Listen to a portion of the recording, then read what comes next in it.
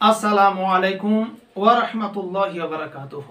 প্রিয় ইসলামিক শ্রোতা মণ্ডলী, আজকে এই ভিডিওটির মাধ্যমে আলোচনা করব যে কোনো ব্যক্তি যদি কোনো হিন্দু বা কোনো অমুসলিমকে বিবাহ করে তাহলে তাদের বিবাহ ইসলামিক শরীয়তের দৃষ্টিতে তাদের বিবাহ হয়েছে কিনা বা হবে কিনা।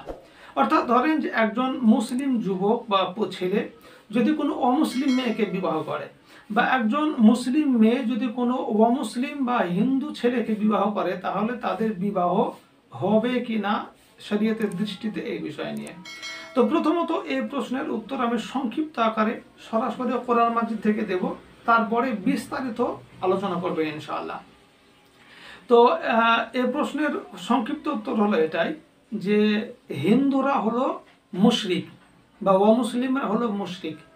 আর মাসালা হলো যে কোনো মুসলিমের বিবাহ কোনো মুশরিক বা অমুসলিমের সঙ্গে বিবাহ করা জায়েজ নেই। বিবাহের শর্ত আছে কি, মুসলিম হতে হবে, ছেলে এবং মেয়ে দুজনকে মুসলিম হতে হবে। একজন মুসলিম একজন যদি অমুসলিম হয় তাহলে তাদের বিবাহ হবে না। যদি একজন ছেলে কিংবা মেয়ে কোনো অমুসলিমকে বিবাহ করে তাহলে তাদের বিবাহ করাটা নাজাইজ ও হারাম, বরঞ্চ তাদের মানে আর কি জাহান্নামে যাওয়ার মতো এটি কাজ। এবং তারা সারা জীবন যে সম্পর্ক করবে তাতে যতবার সহবাস করবে, মিলন করবে, সেটা জেনা হবে না, জেনা হবে, ব্যভিচারী হবে। এবং তাদের যদি কোনো সন্তান হয় তাহলে সে সন্তানটা বৈধ সন্তান হবে না, অবৈধ সন্তান বা জারদ সন্তান হবে। কারণ পবিত্র কোরআন মাজিদের মধ্যে সূরা বাকারার 221 নম্বর আয়াতে কারিমার মধ্যে আল্লাহ তাআলা বলেছেন, ওয়া লা তানকিহুল মুশরিকাতি ইউমান্না, অর্থাৎ তোমরা কোনো অমুসলিম বা মুশরিকা নারীকে বিবাহ করিও না, ইউমেন্না হাত্তা ইউমেন্না, যতক্ষণ পর্যন্ত তারা মুসলিম না হয়ে যাবে বা ইমান না নিয়ে আসবে।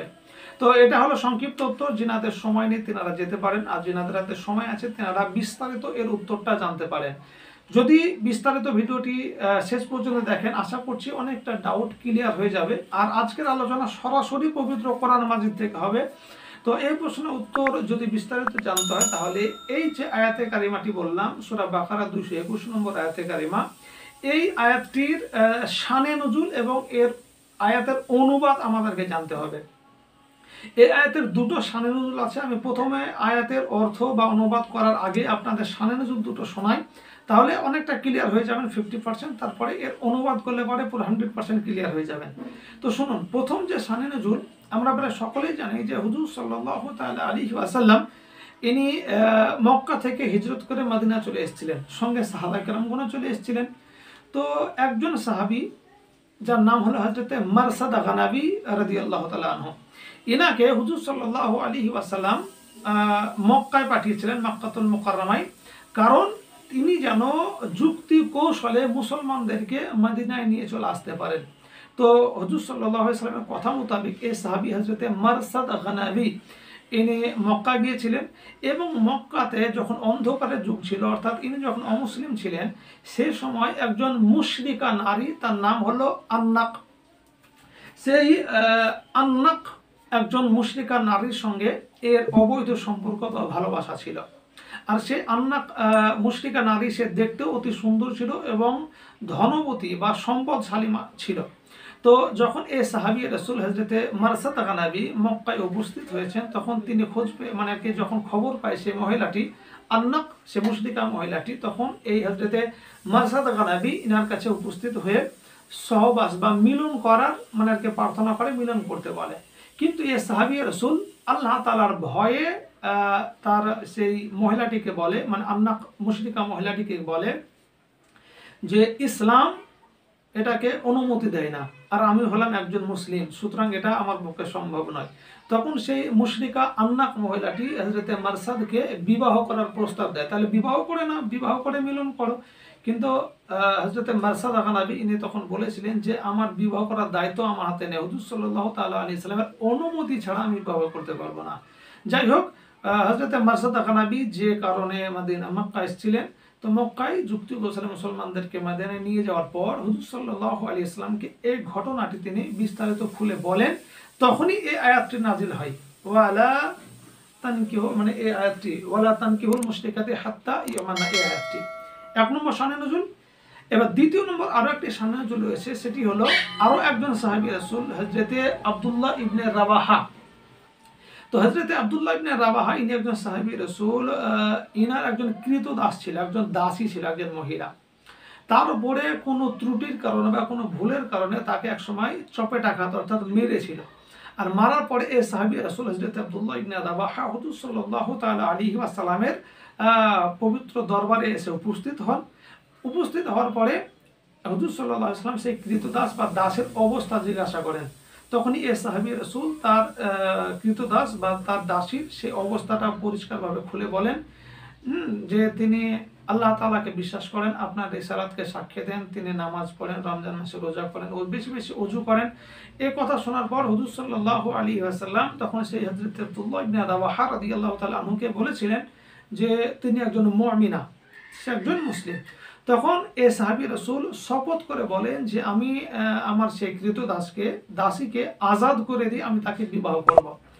পরবর্তীতে তিনি সেটাই করেছেন, আজাদ করে দিয়ে তাকে বিবাহ করে নিয়েছেন। আর বিবাহ করার পরে গ্রামের কিছু অসভ্য ব্যক্তি বা কিছু মানুষরা তখন সে হযরত আব্দুল্লাহ ইবনে রাবাহাকে মানে তিরস্কার করতে থাকে যে তুমি একজন কৃতদাস বা তোমার একজন দাসীকে, অভয়া দাসীকে তুমি বিবাহ করলে, তোমার জন্য তো অমুক একজন মুশরিকা স্বাধীন নারী যে দেখতে অতি সুন্দরী এবং ধন সম্পত্তিওয়ালা তাকে, সে তো তোমার জন্য অপেক্ষা করছিল, তাকে বিবাহ করলে না, কিন্তু একজন কৃতদাসকে বিবাহ করলে।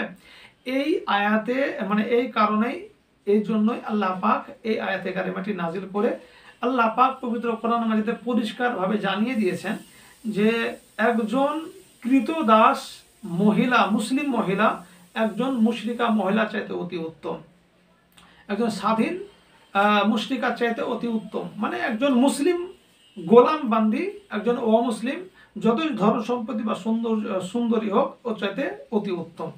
এ হলো দুটো মানে আর কি শানে নজর। আশা করছি এখানে অনেকটা ক্লিয়ার হয়ে গিয়েছেন। আমাদের সমাজে যেটা হয় যে সৌন্দর্য বা ধন সম্পত্তির দিকে তাকিয়ে অনেক মুসলিমরা অমুসলিমের প্রেমে পড়ে বিবাহ করে নেয়, হ্যাঁ, এটা কিন্তু জায়েজ নয়।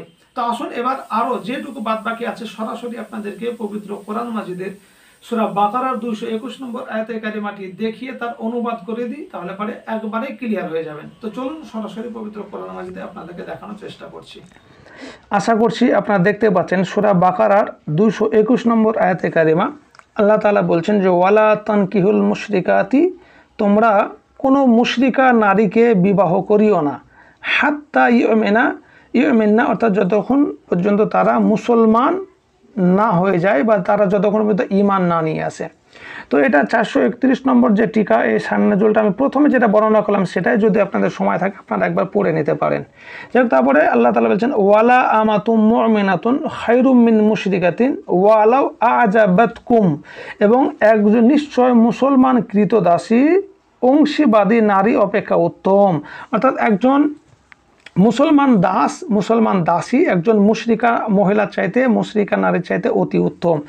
432 নম্বর যে টিকা অর্থাৎ দ্বিতীয় নম্বর আমি যে টিকাটি বা সান্নাজুলটি আলোচনা করেছি সেই সান্নাজুলটি আপনারা একবার পড়ে নিতে পারেন যদি সময় থাকে।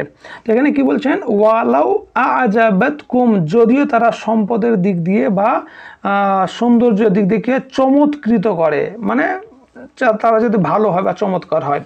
তারপর বলছেন ওয়ালা তানকিহুল মুশরিকিনা হাত্তা ইউমিনু, অর্থাৎ তোমরা কি করে না মুশরিকা নারীকে বিবাহ করিও না যতক্ষণ তারা ঈমানদার না হবে বা মুসলমান না হবে। তারপর বলছেন ওয়ালা আব্দু মুমিনুন খায়রুম মিন মুশরিকিন, এবং একজন মুমিন বান্দা, মুমিন কৃতদাস মুশরিকের চাইতে কি অতি উত্তম। ওয়ালাউ আজাবাকুম, যদিও বা তারা কি চমৎকার করে, মানে সৌন্দর্যের দিক দিয়ে বা টাকাওয়ালা যদি বেশি হয় তবুও মানে একজন কৃতদাস বান্দা, কৃতদাস মুমিন, তারা ভালো উত্তম। উলাইকা মানে তারা কারা, মুশরিকরা, ইয়াদউনা তারা কি করে, আহ্বান করে, ইলান নার জাহান্নামের দিকে। অর্থাৎ এখানে আর একটু ক্লিয়ার করে দিচ্ছি, যখন কোনো মুসলিম কোনো অমুসলিমকে বিবাহ করে তো সেই অমুসলিমরা কোন দিকে ডাকে, জাহান্নামের দিকে ডাকা, জাহান্নামের দিকে নিয়ে যায়। ওয়াল্লাহু, এবং আল্লাহ তাআলা, ইয়াদউ অর্থাৎ তিনি কি করেন, আহ্বান করেন, ইলাল জান্নাহ জান্নাতের দিকে, ওয়াল মাগফিরাতি এবং ক্ষমার দিকে, বিইযনিহি আপন নির্দেশ সমূহতে, আপন মানে আর কি ইজনি আপন হুকুমে, ওয়ায়ুবান বাইয়িনু এবং বর্ণনা করেন, আয়াতিহি মানে আপন নির্দেশ সমূহ, লিন্নাসে মানুষদের জন্য, কি লাআল্লাহুম ইয়াতাযাক্কারুন যাতে তারা উপদেশ মান্য করে। তাহলে আশা করছি এখান থেকে আপনারা বুঝতে পারলেন যে এই শানে নজুল এবং এই আয়াত থেকে পরিষ্কারভাবে বুঝতে পারা যায় যে একজন অমুসলিম মুশরিকা নারীকে বিবাহ করা জায়েজ নেই। এমনকি কোনো অমুসলিম নারী যদি মানে আর কি মানে ভালোবাসার জন্য যদি প্রস্তাব করে, প্রপোজ করে, তবুও সেটি অ্যাকসেপ্ট করাও জায়েজ নেই, এটা ইসলাম অনুমতি দেয় না। তো আজকে ভিডিওটি এ পর্যন্ত। এরকম গুরুত্বপূর্ণ ভিডিও সরাসরি কোরআন মাজিদ বা কিতাব থেকে জানার জন্য আমার চ্যানেলটি সাবস্ক্রাইব করে আমার সঙ্গে থাকতে পারেন। আজকে এ পর্যন্তই। আসসালামু আলাইকুম ওয়া রাহমাতুল্লাহি ওয়া বারাকাতুহু।